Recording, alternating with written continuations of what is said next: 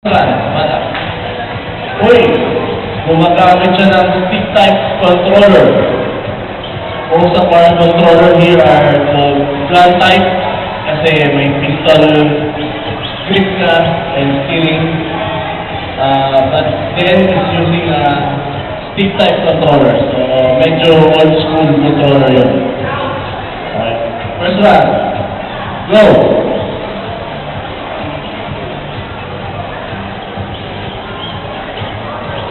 Okay, ready. Nice. Okay. Final tipping point. Nice. Then it's using Nissan GT-R.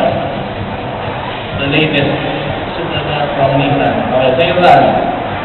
Go!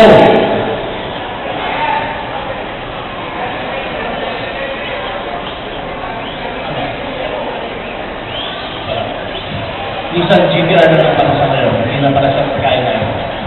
GT-R na lang. Or R35 sa Japan. Okay, last one. Ready? Go!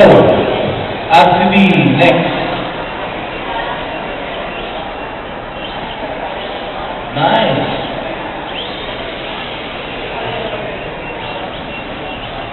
Last tip. Wow!